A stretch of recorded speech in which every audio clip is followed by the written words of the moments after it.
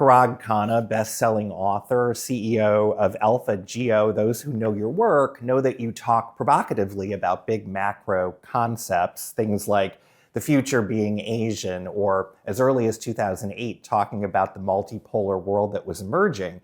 So I want to ask you right now, as you view American politics and the current state of the US, is this a blip or is this a tectonic shift? Well, since you speak of tectonic shifts, of course, by definition, they play out over long time scales, and the reason that I was able to literally 20 years ago, I feel old just talking about it, talk about the new inter-imperial relations, right, of the US, EU, China, of course, Russia, India, and other players maneuvering with their competitive grand strategies to exert influence over the peripheral or sort of, in between zones. That has been going on for 20 years. So when we look at the structural reality, then you see what's been happening in the US in terms of whether it's succession election cycles and articulations of foreign policy and grand strategy. Those have all been in response to and acknowledging incrementally the reality of this multipolar world.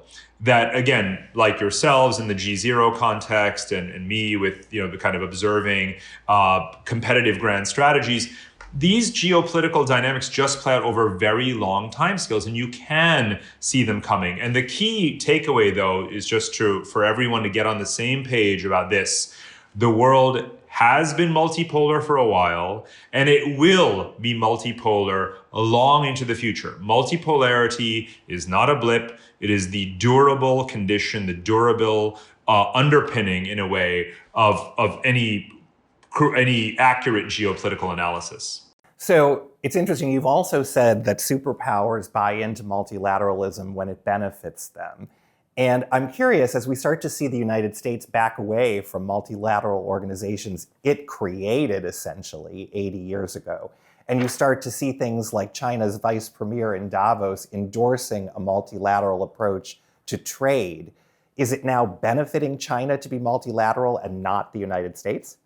It's a great question, but I think, the way you're framing it is correct, but you're also using multilateral in two different ways, in the sense that when we're referring to the US supported multilateralism of the last 75 years, we mean a global multilateral system in which there was, even though it was roughly effectively a hegemonic order, there was broad buy-in to those rules.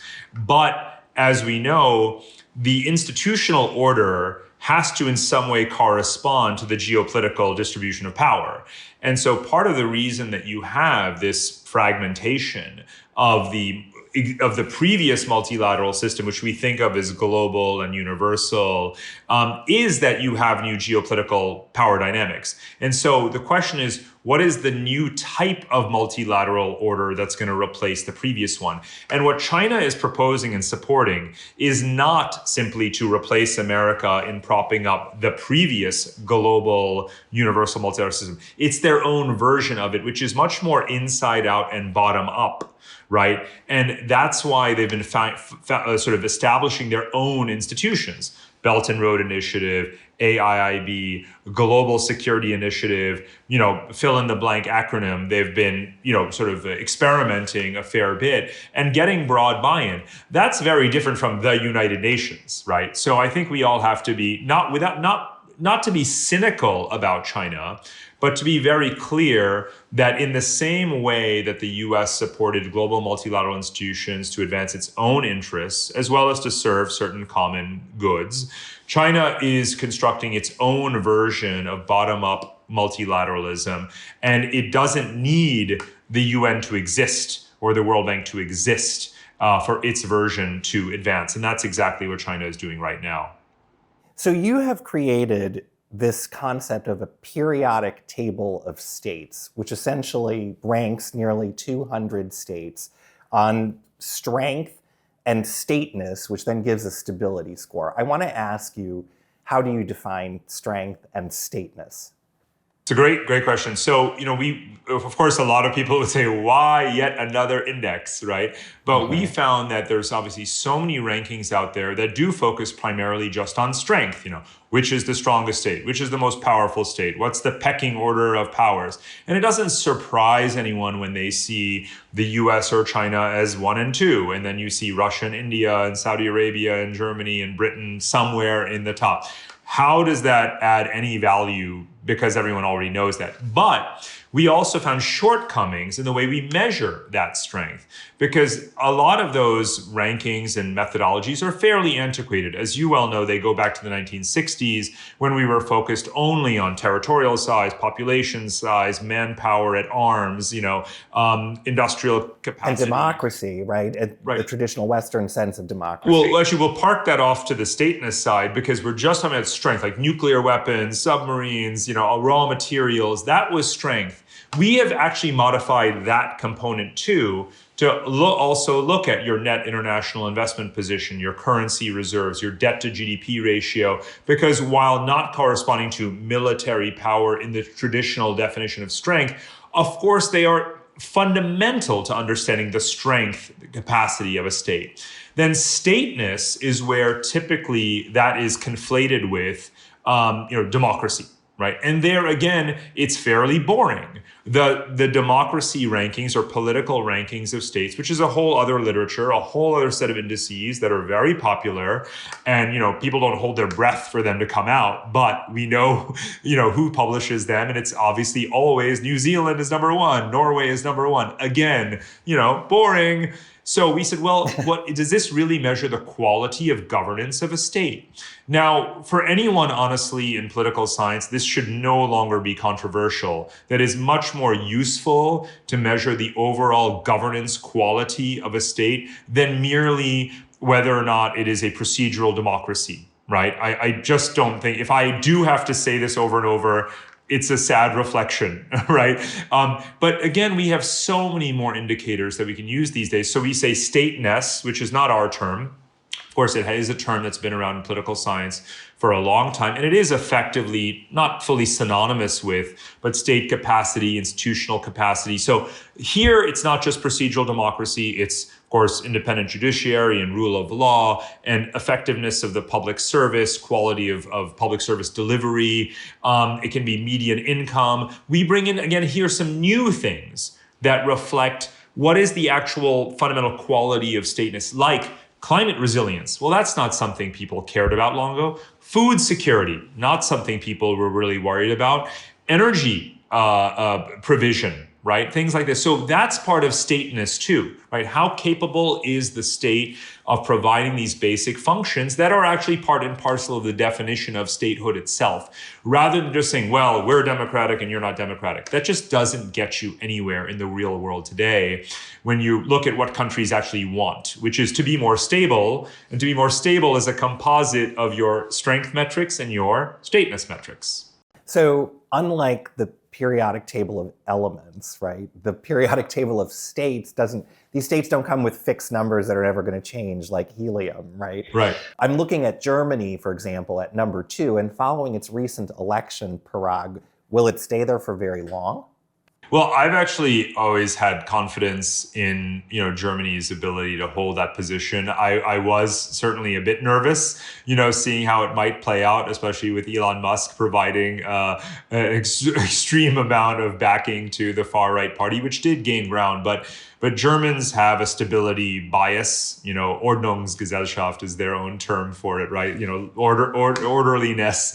But that's part of the sort of identity that the country or society tilts towards, and it was actually part of the campaign slogan of the winning CDU party, sort of to return to stability. So they were actually using that term.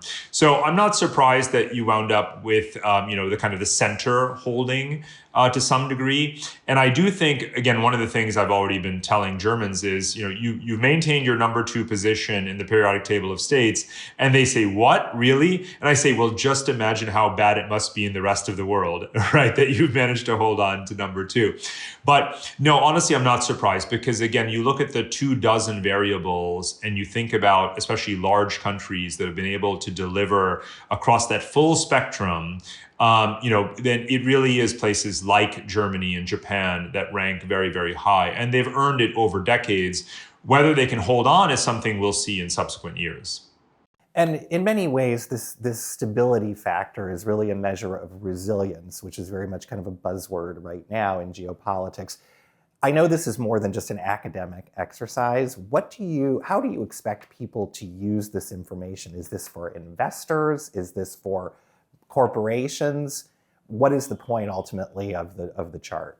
By the way, you raise a great point about resilience, because stability and resilience, there's obviously a very important nuance in their definition, because stability is how they have maintained historically up to the present a sort of durability of their performance. Resilience is, can they bounce back, or will they bounce back from shock?